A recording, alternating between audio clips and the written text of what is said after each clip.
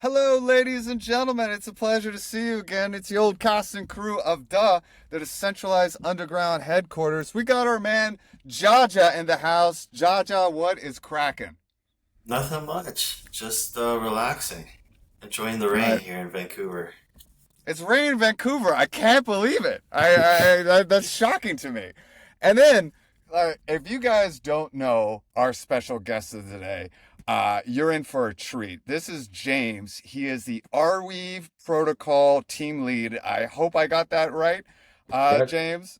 Perfect. Our Arweave is such a complex beast. I wanted to get James on so we could hear like what's it like to keep a protocol this big, this complex, humming so perfectly. Also, shout out Johnny. Johnny, what's poppin', baby? Sorry, I'm like 2 minutes late. I just set up my my secondary screen so I could stream this into Discord. It's Sweet. okay. You got detention after the live stream, but no big deal there. You also got your official merch there, so bonus points. So James, before we get into like what you do on a day-to-day basis, I like to hear about like what kind of winding road do you need to to get into Arweave? It seems like a hyper specific thing. Like Hmm. what's your background? What's your education? Like how did you get here? Yeah, I mean, if I look at the team, I don't think any of us have the same background. For me, I did start in crypto back in like 2014, 15. I worked on a failed Bitcoin payment startup, failed being the operative word there. We didn't go anywhere. And then after that, I was mostly in the centralized tech space, but also in fintech. So I think that all helps, right? Even though it's data, we still have that fintech layer. And most of my background was back end. And so that also helps with a lot of what we do on the Arweave side. But if I look at the other members of the team, straight from academia, one was sort of a sysadmin before Arweave. There's no real, I guess, standard personality or background. No, I love that. That's one of the reasons why I asked. Like people have the most random things. I got here because I started freelancing for CoinDesk like 10 years ago, and I had no idea. And yada yada yada. Here I am talking to you. We got people from all sorts of backgrounds, not just like in the perma but in crypto in general. So you got to Arweave. Mhm. What's your first impression looking at this code base? Like what are you thinking when it's being shown to you? Like are you thinking like what the hell is this? Are you thinking, "Oh, I've got this." Like what was your sense? Yeah, no, I mean, definitely not. I got this. So I read the papers first, and they're, Sam and Lev, another member of the team, had worked on earlier versions. The protocol is the magic there. Just all the different pieces that work together to provide this permanent storage. So that's what hit me first. Before I even looked at the code base, I was struggling to even understand the protocol. The code base is another beast. It's written in Erlang, which I hadn't had experience with before Arweave. And if you look at software developers the world over, not many of them do Erlang. So that's its first hurdle. If you're going to get into the software, is that language aspect. Now Erlang is phenomenal. It's just different. Mm. Um, and so it was those two things together that were probably the hardest struggle for me is just understanding how the machine works and then figuring out how it's actually implemented. That makes sense. What's your day to day like? Like, so okay, you got your coffee, you're ready to go. Now I see you. I checked the different discords. So first of all, you're talking to miners. I know that for sure. I see Yep. you in there answering all sorts of questions. That's part of it. Let's actually pause there. So there's if you folks at home, if you're not running a an Arweave mining node, you might not appreciate this. There's a specific Discord. Anyone can join, but it's node operators. What type of like questions do they have for you? Like what sort of personalities do you get to know them after a while? Yeah, yeah, for sure. So running an RV miner takes a bit of passion because it's not Mm, easy. Um, uh, so I think a lot of the miners who come, they have a lot of experience in large scale storage setups. So they come in, they're pretty technically advanced. They can connect, 80 drives to a CPU, which in and of itself is hard. Mm. But then they try to run the software, and it just doesn't work the way they want it to work. Their node crashes, or their hash rate isn't where it needs to be, and that's where we step in. They know far more than I do about actually how to optimize a spinning disk and get the right read rate out of it. But where the difficulty is how the Arweave mining node fits on top, how you set the configuration, what steps you got to do in order.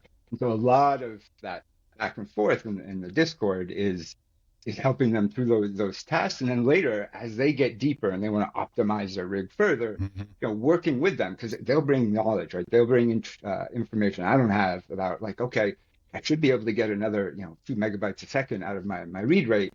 And they'll mention some system level configuration that I've never heard of. And so we sort of work back and forth there, and that sort of, they really help push the state of the art in mining and storage technology there. And yes, I definitely get to know them because, like I said, they're passionate. And so there's Mm. probably a dozen of them that are very active on Discord that I've been working with for years now. I've never met them in person, but I feel like we know each other. I think you got to throw a party. I think, you know what? We got to hit up Sure. Sam for the budget. Come on down, meet James in person, get yourself a pizza. I would be there for that. And the mining, do I understand correctly that it's basically like a competition?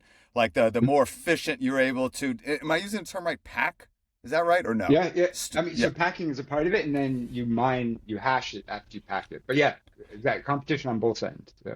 So Uh, is it like a little bit of like a frenemies vibe where it's like we're all learning this together, but at the same time whoever has the most efficient setup is gonna get the sort of the most Arweave tokens as it were. Is that right? 100%. And that's what surprises me, because many of these miners will be genuinely helpful to their essentially competitors. Like, they will step in and provide guidance to their peers, knowing that if that peer mines faster, gets more hash rate, there's Mm. less of a share for them. So it's surprising that that happens at all, and happens fairly regularly. Now, on the flip side, someone comes in and they're asking questions that show they haven't even put in 5 minutes to understand anything, the I've community seen will that. be pretty No, hard. I've seen Yes, exactly yeah, what you're talking about. Hey, yeah, noob, read the yeah, docs before you bother us. exactly. All right, it goes But I both respect ways, that. but yeah. I I mean, respect that. I mean, like like this is not. It's cool that they have that passion, but it's not like a game that like they all seem very serious about getting their rigs. yeah. I mean, they're making money off it. They're spending money, but probably even more than that, they're spending a lot of time. Yeah. So many of them have hardware, like from previous, maybe other coins, or just from their day-to-day life. So they come in with some hardware, but then they put in a lot of time, and then there's the Hmm. energy cost. So it, it's a passion, it's a project for them. It's usually not a full-time job for many of these miners, but Hmm. um, it's real, right? It's money coming in and money going out. Yeah, for sure. I wanted to Um, actually like touch on that real quick. That's a cool aspect you mentioned that I noticed in the Arweave Discord. I helped briefly Yeah, just kind of yeah, direct some traffic during a release, and something I noticed was that some of the new people coming in were where they were like, "Oh, I used to run a server for X, Y, and Z company over yeah, here," or "I have a bunch of equipment." I actually saw someone that was like, "I'm coming from Filecoin." yeah, Like I've seen people come from all these different places, both Web 2 and Web 3, because they have the equipment and they're trying to dedicate it to something that still matters, since yeah, they're moving out of what they were in, which is really cool. That's almost like a marketing angle you can have there. That's like, hey, if you're running servers over here on XYZ serving data or, videos, whatever it is you're doing, you can rededicate all that and, keep your servers running and, support the Arweave network and permanence. yeah. 100%. yeah. And many of them, they do mention that they view the project as important, right? So maybe they came from another coin where all they felt they were doing was writing random, data to disk to generate hash rate and get coins. And sure, they make a little money, but it doesn't feel real. I think many of them do feel this, or at least they've mentioned that they feel a connection or a draw by the fact that they're storing real data. Some of that data is important too, and they are serving a broader purpose than making money. That's probably still most important, but this other aspect definitely helps them push through whenever they hit those issues that can be frustrating. It's dawning on me that, and folks, if you're not familiar with Johnny, then you haven't spent 2 seconds around the ecosystem because, in addition to many things, of course, there's the AO Discord, but there's a special similar to how James runs the Arweave mining Discord. Johnny's overseeing the Hyperbeam node Discord. Johnny and James, do you think there might be like an overlap, like people who started Arweave mining and are like, maybe I want to get into like an AO node operator, or do you think it's like different enough that it might be like one group of people here and one group of people over here? So I Go know there's been ahead. interest. Yeah, yeah. So I know several of the miners have asked, especially when AO first launched and was Mm, and they were first learning about it. It was a little too early, I think, at that stage. And yeah. so, but there are definitely some miners who want to run Hyperbeam nodes.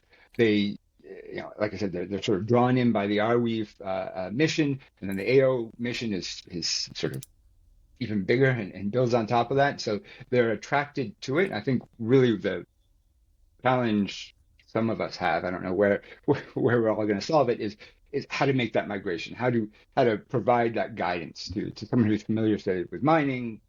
The needs of a Hyperbeam node are different, but Hmm. there's a lot of overlap as well. And likewise, I'm sure there's Hyperbeam operators out there who, they already have a lot of disks because they're caching a lot of data for Hyperbeam for AO. Maybe they want to mine it too. I haven't solved that problem, but I know there's interest, at least from the mining side. I don't know about Johnny. It makes a ton of sense. You got the big fancy computers. You're halfway there. James. So when you think of like the Arweave, I'm making magic hands right now. Arweave. The miners, obviously, magic. Yes, thank you, Johnny. Arweave. There's the miners. What other parts do you like pay attention to? There's like how would you describe the different parts of the protocol? Yeah, yeah, I mean, so one of the things that is I found particularly interesting when I was getting up to speed on Arweave is the core protocol, the blockchain element of it. Um, I would say its mandate is very limited. It's cold storage. It's permanent storage. Now, it's a hard nut to crack, and I think it does a good job of it. And there's a lot of complexity that goes into solving that specific problem. But what it doesn't solve is um, access, for example. Right? You can get access to the data, but it may not be fast access. It's cold storage, right? It'll be there. You can get it, but it may not be as fast as you need it. And so that's where you start needing some of these other elements of the ecosystem. You have and for upload as well, right? If you want to scale upload, you have this concept of a bundler where you can take many, many different data items from many, many users, bundle them together, and it becomes one transaction on the blockchain. But to do that, you need that bundler service operator. So the protocol at its core is just cold storage, but it provides an interface that all these other services can be built on top of it. There can be gateways that allow you to search and find data. Again, indexing and routing and searching isn't part of the core protocol. It's obviously an important part of the ecosystem, and it is served on top. Right, there's Gold Sky out there with their GraphQL interface, and then there's indexers who you can access a specific data item if you have the ID, and then there's the bundlers that allow you to upload. So there's and then there's going to be Hyperbeam as well, which interfaces with the Arweave core mainnet. So to answer your question, all those different service providers, many, many, many, and they're integral to it because explicitly the protocol does not try to solve all these problems. It explicitly relies on gateways and indexers and searchers and bundlers to provide that usability layer on top of the cold storage. And so when you talk about bundlers and gateways, we're talking our friends, for example, at Ario with Yep. Turbo, with the ARNS and the Ario gateways. That's Yeah, that's what you're referring to. Gotcha. exactly. Just Ario exactly is a huge player in the ecosystem and a critical component of what we would call Arweave. Mm-hmm. Mm-hmm. Speaking of Ario, they do a cool thing with their gateways where some of the gateways are also like CUs. I'm curious about the potential for a kind of dual mining opportunity there for miners would they have enough CPU capability left over after solving the, I call them riddles, the questions from the network on, do you have this data? Once they solve that, do you think a node would have the computational power left over? I mean, we're talking about these 32 core, 64 core servers, the bigger ones. Would they have the power left over to, say, run a Hyperbeam node and run computations with the spare compute that they have that's not solving those requests from the network? Or is that intensive enough that you think their CPU would want to stay dedicated to that? But no, I think they would have spare capacity. It all depends. A miner who has really optimized their rig for mining is gonna want to reduce any excess capacity, right? They want to buy the smallest possible chip, the least energy intensive chip. All of that will go into it, and so they may not. A highly optimized miner may not have spare capacity, but one of the challenges with Arweave mining is there are two stages. You got to pack your data and then you mine it. Packing is much more CPU intensive than mining. So it happens once. You do it once at the beginning and then you're mining onwards. So for many miners, that presents this challenge is they need to over provision their CPU in order to pack the data to get it ready. But then once they've packed it, they do now have all these idle CPUs. They're not idle, but they're still hashing, but they have spare capacity. Now, miners solve this in any number of different ways. And I could see in the future one way of solving that would be, okay, after you've packed it, well, you spin up a Hyperbeam node and you use that spare capacity to serve some subset of the transactions on the AO network. Very cool. Very cool. I'm nodding my head like I understand this. Okay. Um, for the interest, I struck my one thing I Sam describes, Sam, the creator of AO and Arweave, is, the concept of a protocol. Like, this is not some company where you're going to be like, haha, next year we can change Arweave. Like, it is a protocol, and the core essence of it is done. But on the other hand, I know that there can still be like efficiencies. Like, what was it, 2.9, Arweave 2.9? Yeah. Was that the one where there was like a big unlock in terms of efficiency? What was the basis of that? All I know is like everyone was super excited and they kept explaining it to me, and I was like, oh, okay, cool, that sounds smart. I don't know. Well, what was that all about? Yeah. So I'm trying to figure out how to explain it. So the unlock with 2.9 had to do with packing, that first stage. And it also had implications when you mine.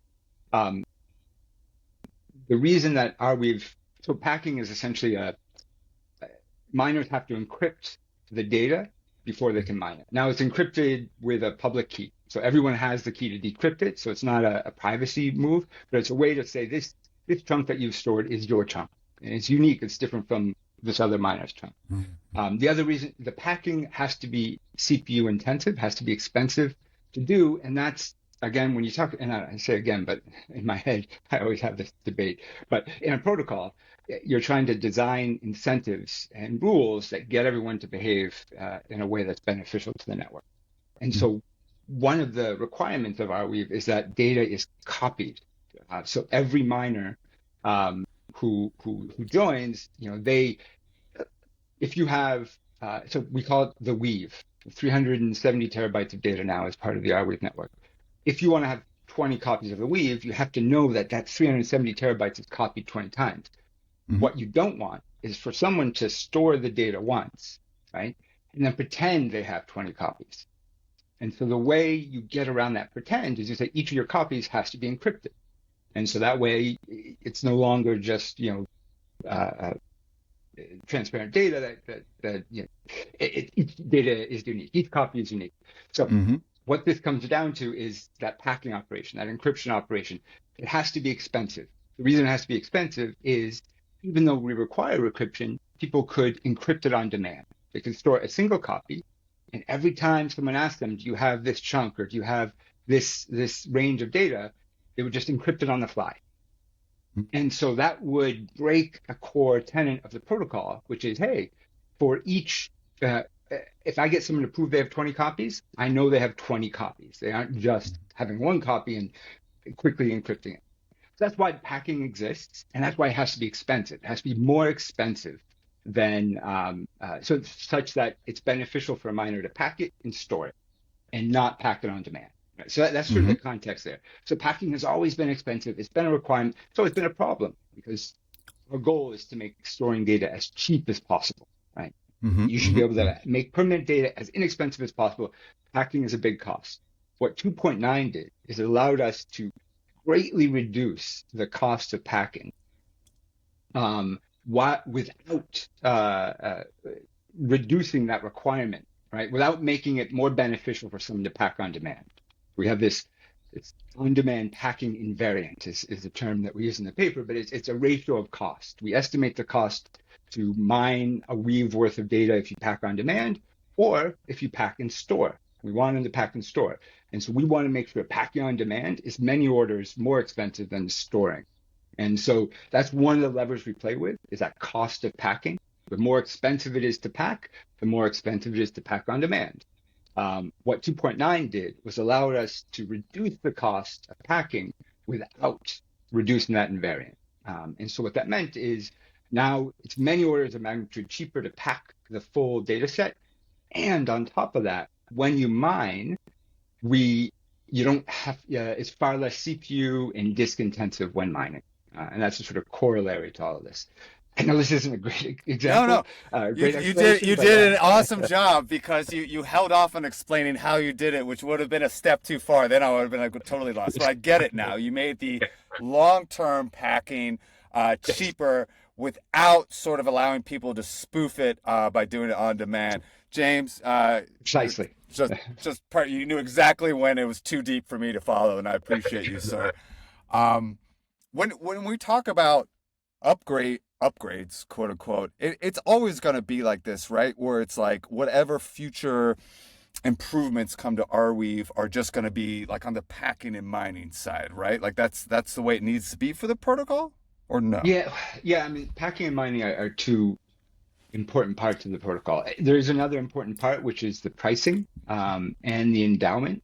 And so if you look at Mm. it, it's probably those three. I'd say those are the three main components of the protocol.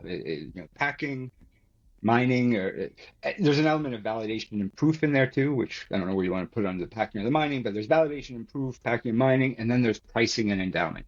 So I Mm. would say yes, in the future, if there are further protocol changes, they would fall in one of those buckets. But Mm. our goal, yeah, as a team, our goal is to make ourselves obsolete. Our goal is to get to the point where we could, in fact, we could disappear today and the network would continue to run because miners are not us, right? The network is the backbone of the network is everyone outside of our core little team here. So we could technically disappear. That said, there's a lot of institutional knowledge in our team. So our goal is to get to the point where the protocol is so well understood and relatively infrequently changing that anyone could come in, implement their own client, their own miner off those set of rules, and go to the races. And so, yeah, so circular, yeah, back to your question. Yeah, I'd say changes to the protocol would fall in one of those buckets, packing, mining, validation, and pricing. But our goal is for those changes to happen less and less frequently and eventually stop happening altogether. Okay, you're not supposed to admit that out loud that you're going to be redundant. Like that's Yeah. like a core. I'm going for the opposite approach. I'm actually going to become more valuable later. And but with a massive asterisk, we were talking right before we went live that I was flipping through the Hyperbeam GitHub on the AO Mm. side, and whose name do I see? It's your name in there. So what are you doing, man? They got you working double time now. They got you on the Arweave and AO side. What are you doing on the AO side? So Hyperbeam is the node that supports AO. There's an element of it that integrates with Arweave, right? I think AO writes checkpoints back to Arweave, so there's an interface there. On top of that, the there's a there's a potential opportunity here where there's going to be a lot of Hyperbeam nodes out there that are being run to support AO or whatever.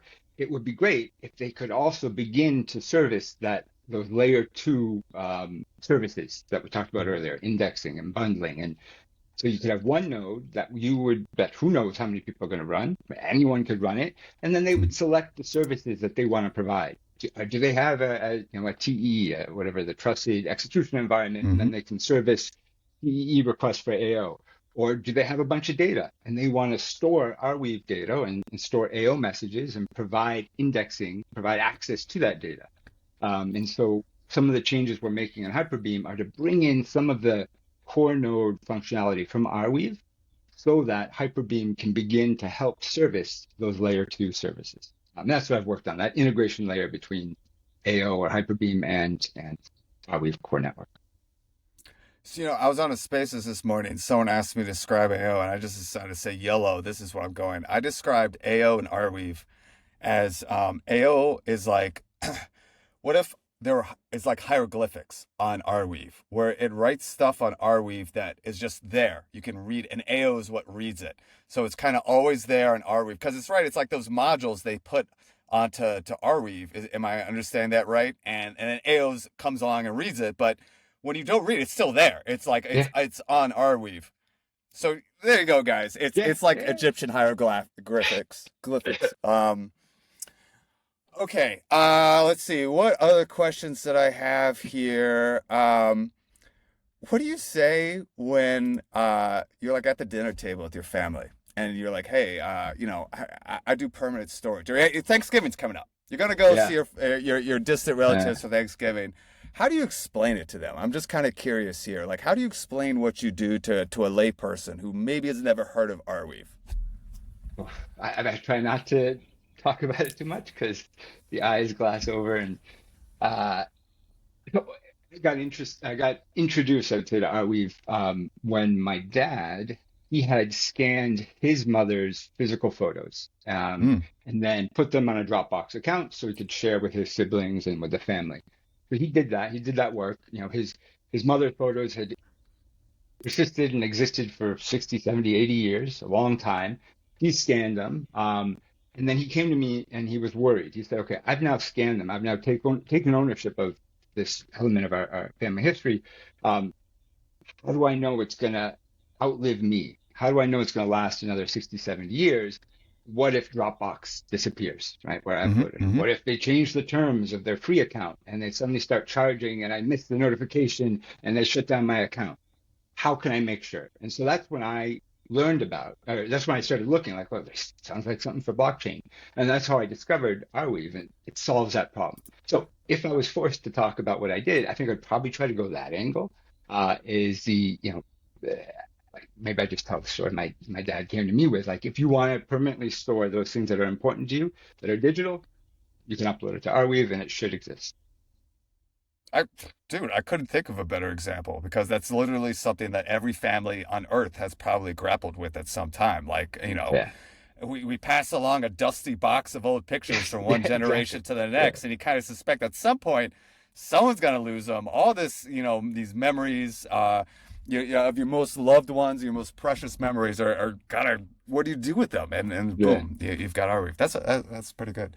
Now the GitHub at GitHub/Arweave, or is it Arweave team? Arweave team/Arweave. Yeah. Arweave team/Arweave. That's like open source, right? Like technically, I don't know what I'm doing, but like I could submit what's the official word? Like a pull request? What a contribution? Yeah. Do people do that? Like, have you ever, is it, I feel like it might be a little too technical, but maybe, I don't know. So, I mean, if I look at what as a team, our upcoming priorities are, like, one is to make it easier to run the software. I mentioned before, it's a big hassle for miners. Another is to make it easier to contribute. Again, this is with that mandate of making ourselves irrelevant. If we can get anyone in the world to be able to contribute to the Arweave code base, great. You don't need us anymore. Right now, we're not there. Right? I mean, it is open. Anyone can contribute, and occasionally people do, but it is poorly documented and very complex. And so that provides this barrier. Like I said, there are people who have been motivated. And often it's been miners who have a background in development. They're the ones who get motivated because they want to improve their own rig. They'll submit some PRs. They're tired of it. They say, God damn it, I'll just do it myself. Exactly.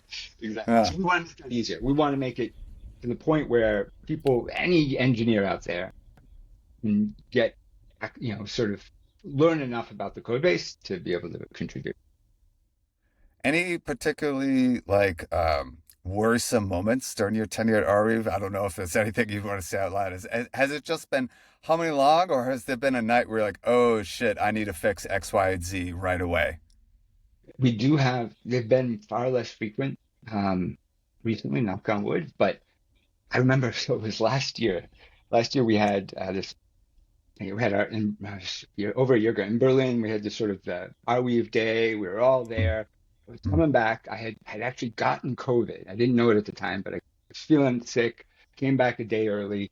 That night, after back in the East Coast of the US, 6 hours time different, jet lagged, 2 mm, a.m., my pager goes off because something has stalled in the network, right? And it's those situations where the network has stalled. Doesn't mm, happen often, doesn't happen for that long, but it's all hands on deck when it happens. mm, And in this case, the issue was it was just these little bugs that aren't protocol issues, but there's an edge case, and it just so happens that enough of the nodes on the network hit this edge case, and we're just refusing to validate new blocks. That's it. Fix in that case was probably a combination of restarting, asking miners to go and restart, having a few other people maybe change the config a little bit. These are solvable issues. They're not systemic issues. They still get you up in the middle of the night, hacking and yeah. coughing from COVID to fix. And that's what literally keeps me up at night. But we want to make sure those don't happen. Right? Those happen never, not even infrequently. It should never happen. And that is what we work daily to achieve. And what I'm hearing the most is that James still has a pager in the year of our Lord 2025. A That pager, like a digital. It's not a physical pager, but yeah, same. like a doctor looking at like Yeah, message from Sam, like, oh no, 911, 911. Yeah. yeah. How about your proudest moment? What was it? The 2.9? Was it something else? Like something where you're like, God damn it! Like I might have helped someone store their family Mm. pictures, or like something like along those lines. Yeah, I mean, you're right. That I think that what we do every day, there's people out there every day uploading important items. I do think that's what keeps me going.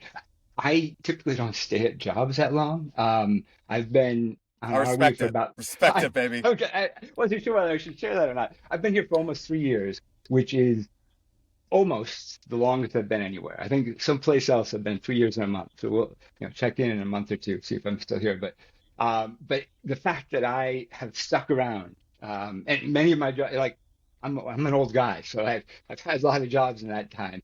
The fact that I stuck around, I think, is a big reason for that. Is what you said. Like what we do every day is we are actually helping people do something important, right? Saving data that whether Mm. it's personal family data or political information, whatever it may be, something important that people want to save. So I would say yes, day to day that keeps me going.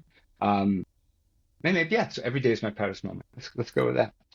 That sounds good. I'm only here for the snacks, man. The second they get rid of, they've got these trail mixes with the M&Ms. You know what I mean? Where you're like a half step toward candy. The second they get rid of that, I'm out. I'm a pieces. See, no, in all seriousness, I know what you mean. Like I've been at, I was at like a Perps Perpetual Futures DeFi Hmm. project, and you're offered someone 50 times leverage on Fartcoin, and you're like, what the Yeah, fuck am I doing, man? Like, so it's nice to be exactly. here where you're like, like we were doing, we dug up the old footage of like a senator, a U.S. senator Yeah, applauding us for saving, like some pro-democracy newspaper in Hong Kong when they get a sense they're like, okay, that's right. awesome. Like that actually It does is. make the world a little bit better. Yeah, Um, yeah. my last question for you here is, give the devs out there, the wannabe devs, the people who are getting in. What are some of your go-to tools? Like what do you got to have spun up on your computer when you go about your day to day? Yeah. So I know you mentioned this question in an email before that this might come up. And I was thinking, well, do I have anything interesting to say? I don't. Yeah. But the one tool I do use that it's not that interesting. It's cloud instances. So having like a Hetzner or AWS or a DigitalOcean cloud instance that you can just spin up, kick Mm, off any heavy duty process you want to run. So it's not bogging down your laptop. You can do two or three things in parallel. I find I use that a lot, particularly with Arweave, where like we're debugging something that you gotta mine for 3 hours before you hit the issue. Previously, I'd run it in a Docker container on my laptop, and my laptop would just freeze up. But now I Hmm. can just spin up these cloud instances, run it for a day or two if you need to, and you just run four things in parallel, go do something else, and then check back. And now, especially with the AI stuff, you can start kicking off AI agents on these cloud instances, Hmm. have them do the work for you, check in a bit, see how it's going. So I would say these sort of temporary cloud instances, again, not very sexy, but I find it to be particularly helpful. No, man, I feel you in that. I tried to spin up. I do have an AWS instance right now when I'm trying to mess with my Hyperbeam node. Whoever designed AWS's dashboard, I hope you burn. I I hope you know. burn. Like, Yeah, what yeah. is going on? Like, who designed this thing? I It's like, know. oh, that's not your right security group. It's actually this little tiny button down to the far right. Just Yeah, kidding. No, it's actually this one. yeah. Like, oh my God. Uh, yeah. Um, that's all I got. Johnny, Jeff, I know I've been like sucking up all the oxygen. Anything else while we got Mr. James on the line? I had something about just like if you're first coming to wanting to mine on Arweave, you join the Discord. Is there like guides or is there some sort of like documents floating around? I'm wondering where would you get those? There is. We don't have a nice URL for it, but we do have mining docs, and it's something like docs.arweave.org. Yeah, there you go. That's not too bad. Docs.arweave.org. You Yeah. go there, and you can eventually find through one of the nested trees the mining guide, which will show you how to set it up. Docs.arweave.org. And then That's actually cool. that related question, what kind of do you really need? You need a top of the line setup, right? Like what are sort of like the basics that someone out there could hope to have in terms of the compute that they would need? So the big thing with Arweave is storage. You don't need that much compute. So consumer grade CPUs, most people use AMD, but you can use Intel as well. That'll work. The problem is the disks.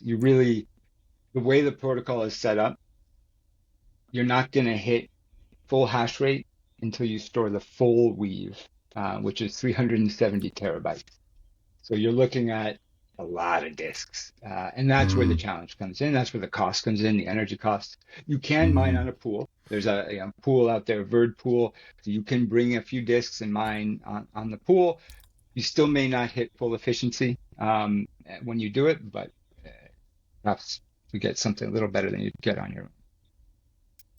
So you have to be able to store the whole weave. Is You don't have to, but you're strong. So the protocol is part of this thing like, hey, we want to make sure there's multiple full copies of all the data. To do that, the financial incentives incentivize you to either store the full weave or work with another miner such that the two of you or four of you cover the full weave. So if you're coming yourself, you either got to go find some buddies and say, hey, you guys go store this part, I'm going to store this part, or you join a pool and ask the pool, hey, is there anyone else in your pool who could, fill in the gaps to my weave? Because if you're just mining 4 terabytes, a small sliver, it's like a compound. It's not just 4 out of 400, right? You're not just getting 1% hash rate. You're going to get like a square root of that. You're strongly disincentivized to mine just a small part of the weave. Uh, so yeah, so basically, best off having the full weave yourself, all 400 terabytes, or finding somebody so that you can together build that 400 terabytes. it's like pick up basketball. You gotta get your five. You know what I mean? Okay, yeah. Okay, I gotcha. I will say that is one thing we want to address in the future, right? As part of this, like make it easier to run, we do want to make it efficient for people to run with just with one person on the team instead of five.